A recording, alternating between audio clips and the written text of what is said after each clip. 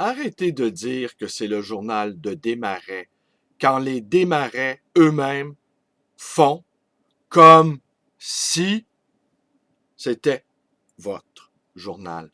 Pierre Follia.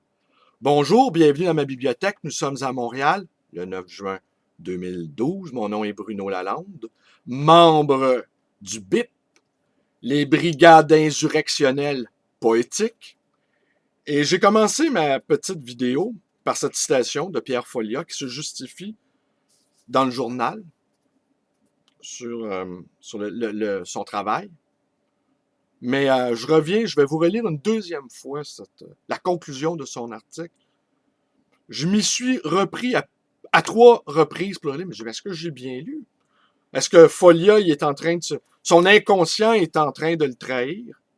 Arrêtez de dire que c'est le journal de Desmarais quand les Desmarais eux-mêmes font comme si, c'est le comme si qu'il faut retenir ici, c'était votre journal en majuscule. Eh bien, moi, j'aurais mis en majuscule plutôt le comme si. Bon, hier, soirée agitée. On a eu beaucoup de plaisir, un intellectuel de renom et moi, à se balader parmi les touristes, parmi les manifestants. On a passé notre soirée à jouer au chat et à la souris. Et enfin, finalement, on a réussi à investir le, le centre-ville. Et évidemment, on a beaucoup rigolé. Les policiers étaient complètement dépassés.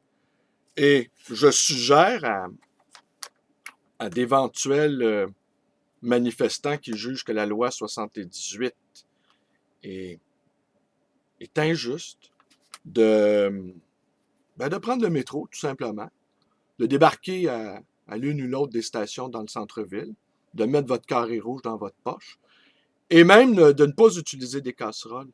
Parce que bientôt, évidemment, sans doute, il va y avoir des contrôles aussi dans le métro.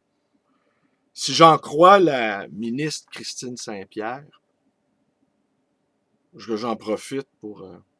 tiens, Christine Saint-Pierre, un petit doigt d'honneur. Si je t'aimais plus, je sortirais la langue. Le carré rouge, ça veut dire violence et intimidation. Le carré rouge, ça veut dire violence et intimidation. À quand l'étoile jaune, Madame Saint-Pierre?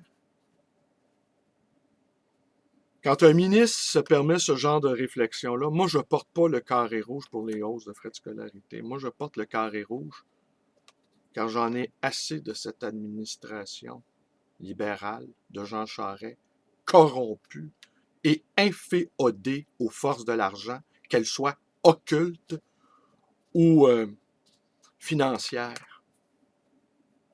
Alors voilà. Et hier aussi, dans le même ordre d'idée, pour rester dans le merveilleux monde de George Orwell, hier, une fonctionnaire de l'aide sociale a débarqué dans ma librairie hier matin. Elle avait des questions à me poser sur mon voisin. Alors, sur le coup, j'ai pas trop réagi. Je comprenais pas où elle voulait en venir.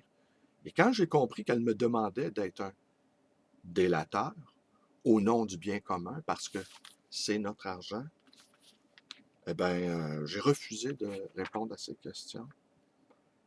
Et je lui ai dit à quel point c'était effrayant de vivre dans une société où le gouvernement demandait à des citoyens de dénoncer ou de faire part de leurs observations sur le comportement de leurs voisins de palier.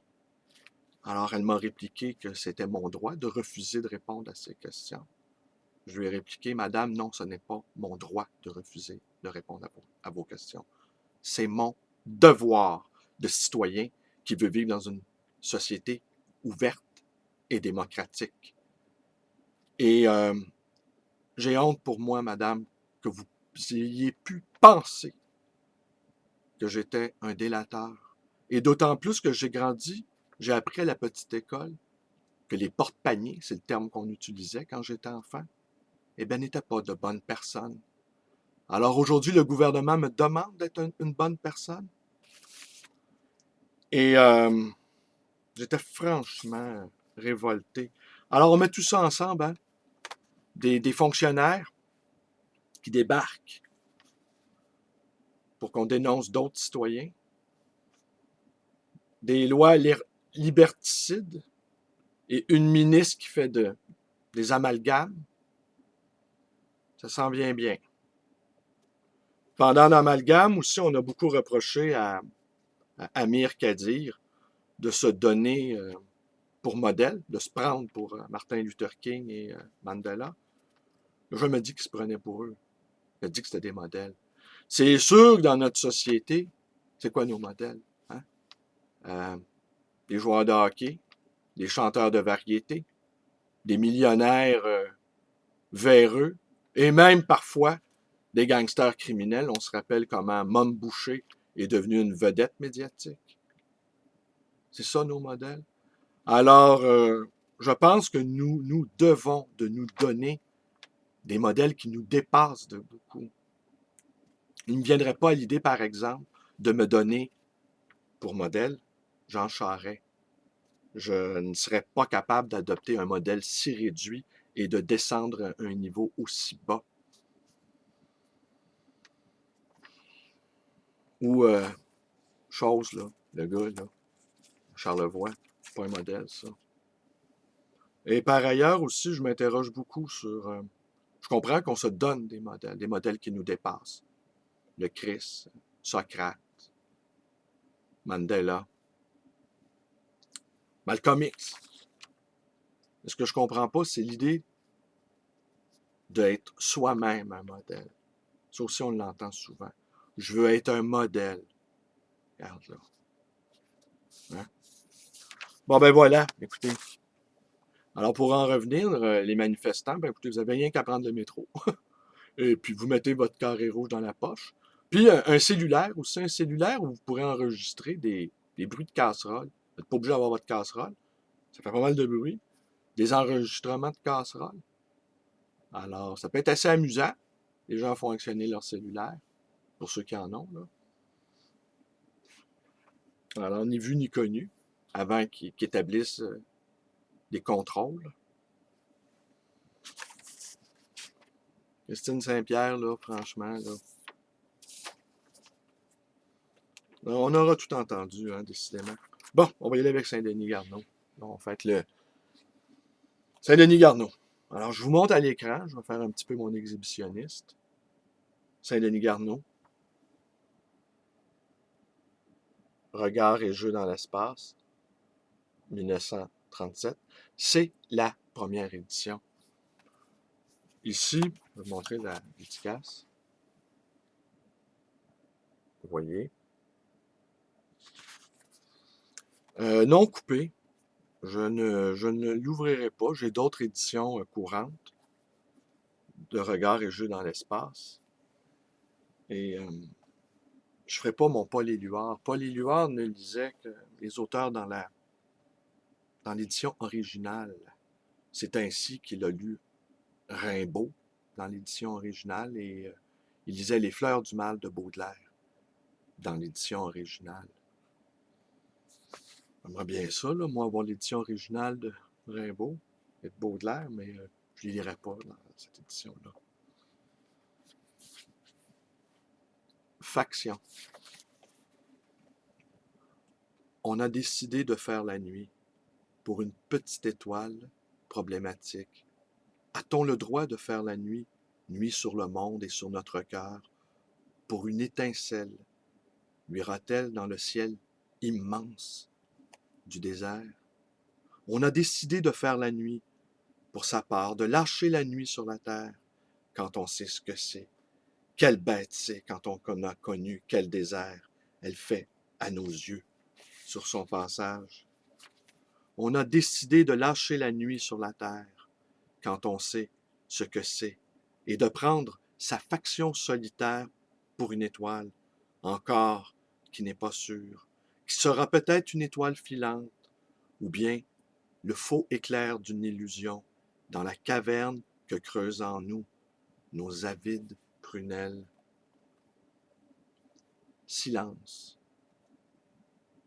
Toute parole me devient intérieure, et ma bouche se ferme comme un coffre qui contient des trésors, et ne prononce plus ses paroles dans le temps, des paroles en passage, mais se ferme et garde comme un trésor ses paroles hors l'atteinte du temps salissant, du temps passager, ces paroles qui ne sont pas du temps, mais qui représentent le temps dans l'éternel, des manières de représentants, ailleurs de ce qui se passe ici, des manières de symboles, des manières d'évidence de l'éternité qui passe ici, des choses uniques, incommensurables qui passent ici, parmi nous mortels, pour jamais plus jamais. Et sur ma bouche est fermée comme un coffre sur les choses que mon âme garde intimes, qu'elle garde incommunicables et possède ailleurs.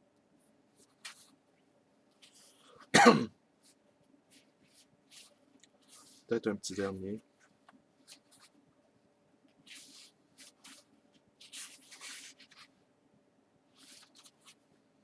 Les cils des arbres.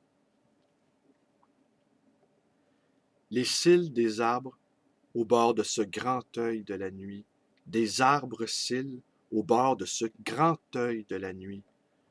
Les montagnes, des grèves autour de ce grand lac calme, le ciel, la nuit. Nos chemins en repos maintenant dans leur creux, nos champs en reposoir, avec à peine le frisson passager dans l'herbe de la brise. Nos champs calmement déroulés sur cette profondeur brune, chaude et fraîche de la terre, et nos forêts ont déroulé leurs cheveux sur les pentes. Et bien voilà, c'est tout pour aujourd'hui.